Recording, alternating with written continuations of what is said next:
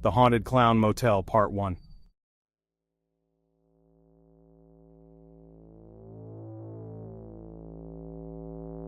The sun was just beginning to set as I drove into the small town of Tonopah, Nevada. The town itself seemed to be caught in a time warp, a relic from the gold rush era with its dusty streets and weathered buildings. As I made my way through the town, I couldn't help but notice the looming structure ahead, bathed in the eerie glow of twilight. The sign read, Clown Motel. I'd heard the stories, of course, everyone had. The Clown Motel was infamous, not just for its peculiar theme but for its location, right next to an old cemetery, and the numerous accounts of paranormal activity. As someone who had a mild fascination with the supernatural, I couldn't resist the urge to spend a night there, despite the unease creeping up my spine.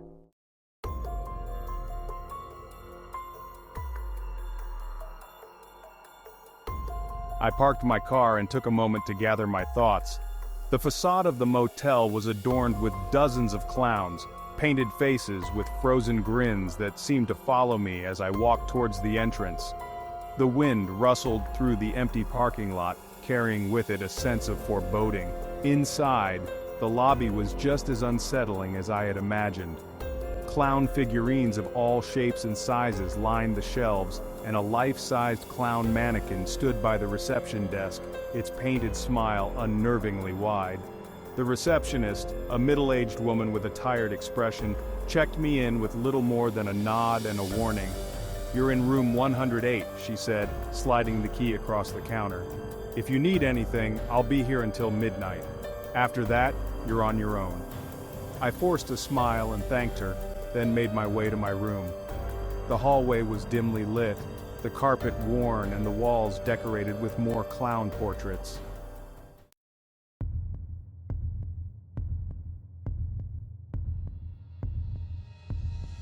As night fell, I found it increasingly difficult to relax. Every creak of the building, every gust of wind outside seemed amplified in the oppressive silence. I tried to distract myself by reading, but my eyes kept wandering to the painting above the bed. The clowns in the scene seemed almost lifelike, their expressions shifting subtly every time I looked away. Finally, exhaustion overtook my fear, and I drifted into an uneasy sleep. It must have been around midnight when I awoke to a sound, a soft, almost inaudible giggle. I sat up, heart pounding, and scanned the room. The ceramic clown on the nightstand seemed to be staring directly at me, its smile somehow more sinister than before. I rubbed my eyes and convinced myself it was just my imagination. But as I lay back down, the giggle came again, louder this time, followed by the faintest whisper of words I couldn't quite make out. I bolted upright, my eyes fixed on the source of the sound. The painting, the clowns in the painting were moving. I blinked rapidly, trying to dispel the illusion, but there was no mistaking it. The clowns were no longer frozen in their painted positions. They were turning their heads, their eyes following me, their painted smiles stretching impossibly wide. I stumbled out of bed, knocking the ceramic clown to the floor where it shattered into pieces. The giggling grew louder, echoing around the room, and the whispers became clearer, forming words that sent a chill down my spine. "Welcome to the Clown Motel," they said. "We're so glad you could join us." I backed towards the door, fumbling for the handle with trembling hands. The last thing I saw before fleeing the room was the figure of a clown emerging from the painting, its eyes locked onto mine, its grin filled with malevolent glee. As I burst into the hallway, the giggles and whispers followed me, growing fainter as I ran towards the lobby. I had to get out of there. I had to leave the Clown Motel before its spirits claimed me as their own.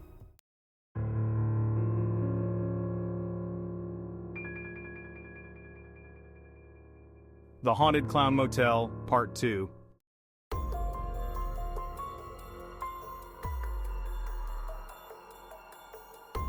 I stumbled into the lobby, breathless and trembling. The receptionist looked up from her book, her tired eyes narrowing in concern. "Are you all right?" she asked, her voice surprisingly calm given my disheveled appearance. "Something's in my room," I gasped, pointing back down the hallway. "The clowns! They moved! I heard them!" The receptionist's expression shifted slightly, a flicker of something, was it fear, passing over her features? She sighed and stood up, motioning for me to follow her. "Come on," she said, grabbing a flashlight from under the counter. "Let's take a look." Reluctantly, I trailed behind her as she led the way back to room 108. The hallway seemed even darker now, the clown portraits more menacing. When we reached the door, she pushed it open and shone the flashlight around the room. Everything appeared as I had left it, except for the shattered ceramic clown on the floor. "See? Nothing here," she said, though her voice lacked conviction. She bent down to pick up the broken pieces, her hands trembling slightly. "I know what I saw," I insisted, feeling a surge of frustration. "The painting! The clowns were moving." The receptionist glanced at the painting and then back at me. "Sometimes this place can play tricks on your mind," she said softly. "It's old, and the stories, well, they get to you." I wasn't convinced, but I nodded, not wanting to argue further. She gave me a sympathetic look and handed me a new key. "Here, take room 204. It's on the second floor, away from this one," she said, her voice barely above a whisper. "Try to get some rest."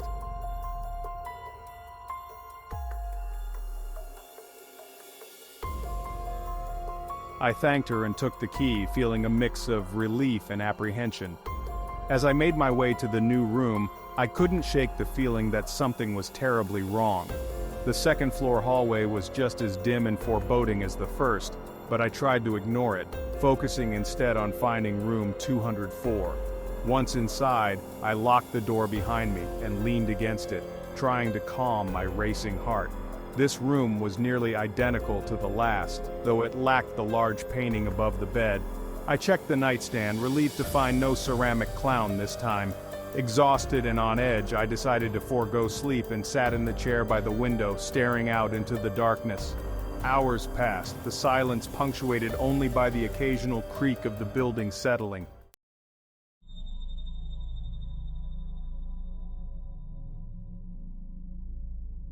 I must have dozed off at some point, because the next thing I knew, I was jolted awake by a loud bang. I jumped up, heart pounding, and looked around the room. Nothing seemed out of place, but the sound had come from inside. I grabbed my phone and turned on the flashlight, sweeping it around the room. My breath caught in my throat when I saw the closet door slowly creaking open. I froze, every muscle tensed, waiting for something, anything, to happen. A moment later, the door swung fully open, revealing nothing but darkness. I approached it cautiously, peering inside with the flashlight. Empty, just an old, dusty closet. I let out a shaky breath and closed the door, trying to convince myself it was just the wind or a draft. But deep down, I knew better. The Clown Motel was more than just a creepy roadside attraction. It was haunted, and whatever spirits resided here, they weren't done with me yet.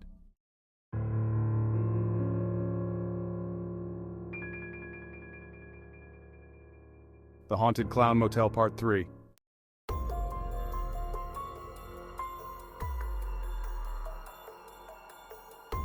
Suddenly, there was a sharp knock on the door. I jumped, the sound breaking the tense silence.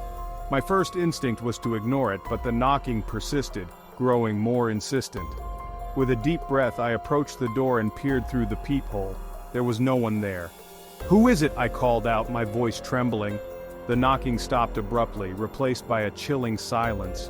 I hesitated for a moment before slowly unlocking and opening the door. The hallway was empty, the dim lights casting long shadows on the walls.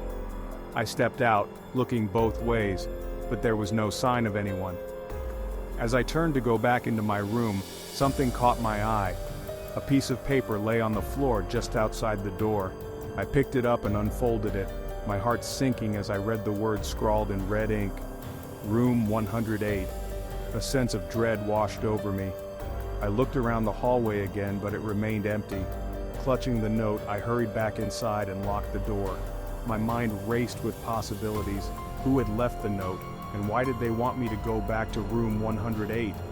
Despite every instinct screaming at me to leave, my curiosity got the better of me. I grabbed my flashlight and made my way back down the hallway, the sense of foreboding growing with each step. The portraits of clowns seemed more sinister now, their eyes following me, their painted smiles mocking my fear.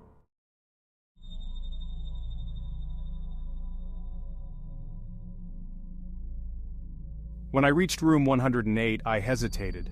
The door stood ajar, darkness spilling out into the hallway. I took a deep breath and pushed the door open, the flashlight beam cutting through the gloom. The room looked exactly as it had before, but something felt different. The air was colder, heavier, as if the very atmosphere was charged with malice. I stepped inside, the floorboards creaking under my weight. As I scanned the room, my flashlight caught something on the bed. A small tattered book lay there, its cover worn and faded.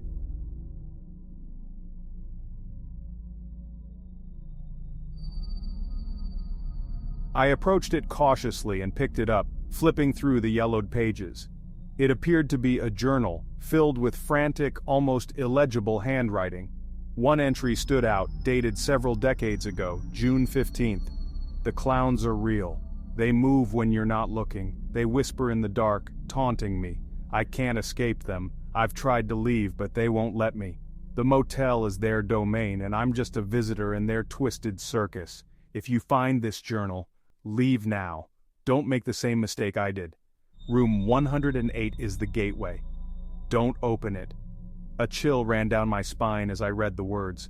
The giggling and whispers I'd heard, the moving clowns. It all made sense now. This place was more than just haunted. It was a trap, a lure for the unwary. I closed the journal and backed away from the bed, my mind racing. I had to leave. I had to get out of the Clown Motel before it was too late.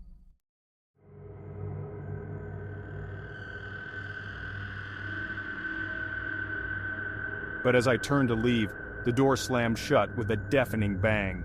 The flashlight flickered and died, plunging the room into darkness. The giggling started again, louder and more menacing this time.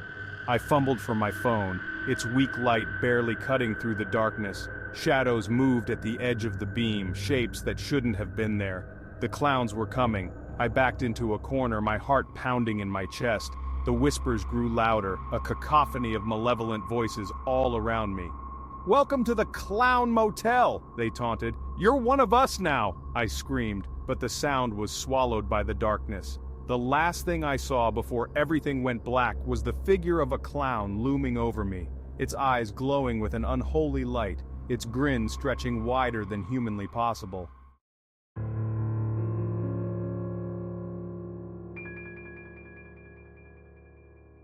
The Haunted Clown Motel, Part 4.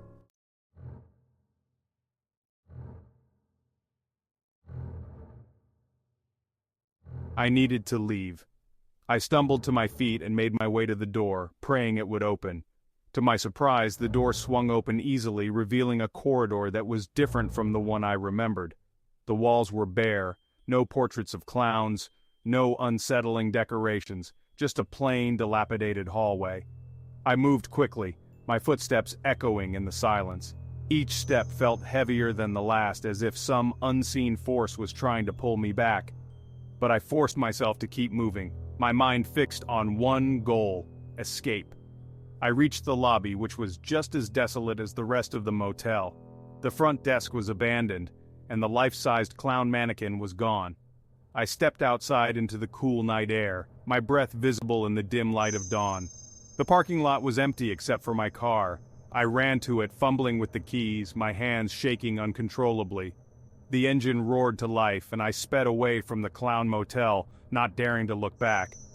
As the sun began to rise, casting long shadows across the desert landscape, I felt a sense of relief wash over me, but it was short-lived.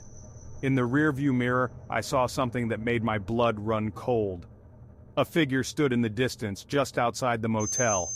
A clown, its painted smile impossibly wide, its eyes glowing with a malevolent light. I drove faster, my heart pounding, desperate to put as much distance between myself and the motel as possible. It wasn't until I was miles away, the motel barely a speck on the horizon, that I allowed myself to breathe. But even then, I couldn't shake the feeling that I was being watched, that the clowns had marked me somehow. I pulled over to the side of the road, my hands gripping the steering wheel, my knuckles white.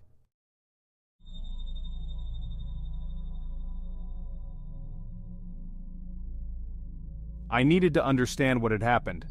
I reached for the journal, flipping through the pages, hoping for some clue, some explanation.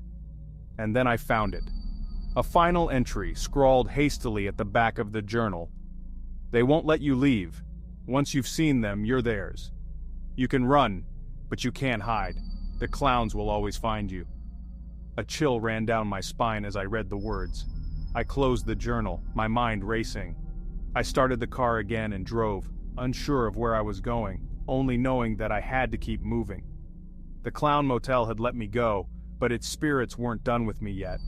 I glanced in the rearview mirror one last time, half expecting to see the clown standing there, watching me, but there was nothing, just the empty road stretching out behind me. For now, I was free. But deep down, I knew it was only a matter of time before the clowns found me again, and when they did, I would be ready.